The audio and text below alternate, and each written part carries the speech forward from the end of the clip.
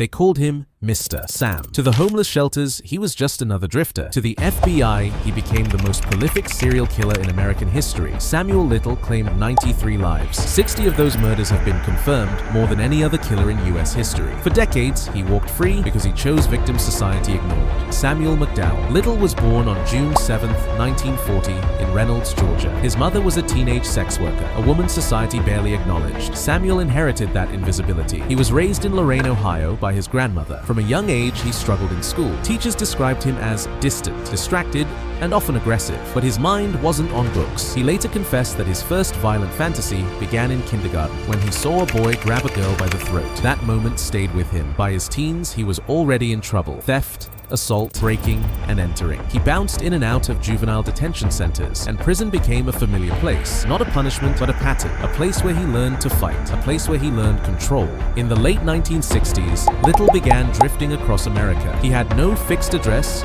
no stable job, no lasting relationships. He worked as a cemetery laborer, an ambulance attendant, a short order cook, but behind the scenes, he was committing crimes. Robbery, assault, rape. He was arrested in at least 8 states. He trained as a boxer in prison, developing powerful hands and precise control over his breathing. These skills would later become his tools for murder. He targeted women who lived on the margins, sex workers, addicts, the homeless. He believed they were invisible. He believed no one would come looking, and for decades, he was right. In 1982, 22-year-old Melinda Lepre disappeared in Pascagoula, Mississippi. Police suspected Little, but the grand jury refused to indict. That same year, in Florida, he was tried for the murder of Patricia Ann Mount. She was found strangled after leaving a bar with Little, but the jury acquitted him. He moved west to California. In 1984, he kidnapped and assaulted 2 women in San Diego. Both survived. Kidnapping and assault, he served just 2.5 years.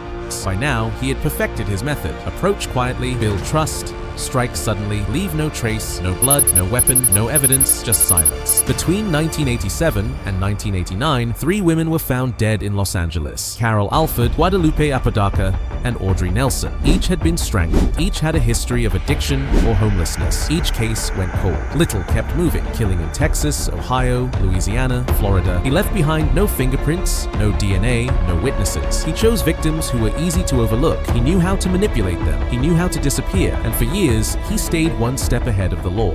On September 5th, 2012, Little was arrested at a homeless shelter in Louisville, Kentucky. He was wanted on a narcotics charge in California. A routine DNA test linked him to the 3 cold cases in Los Angeles. In 2014, he was convicted and sentenced to life without parole. But the real breakthrough came in 2018. Texas Ranger James Holland began interviewing him. Little was in poor health. He had nothing left to lose, and he started talking. He confessed to 93 murders, committed between 1970 and 2005. He remembered faces, bodies, and locations in chilling detail. He described what they wore, how they walked, how they died. He even drew portraits of his victims from memory, dozens of them. Each sketch was a haunting reminder of a life lost and a life forgotten.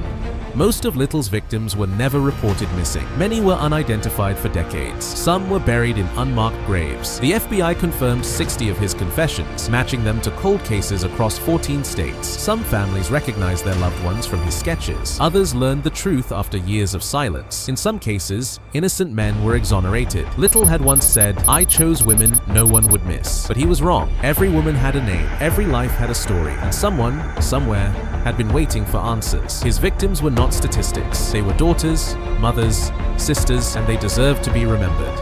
Samuel Little died in prison on December 30th, 2020, at the age of 80. He never expressed remorse. He never apologized. Even in death, he remained silent. But his legacy is loud. He is now considered the most prolific serial killer in American history. The FBI continues to work on identifying his remaining victims. His story is a chilling reminder of how society can overlook the vulnerable, and how justice can be delayed but not denied. Because behind every cold case file, there is a human life, and behind every sketch, there is a family still searching for peace.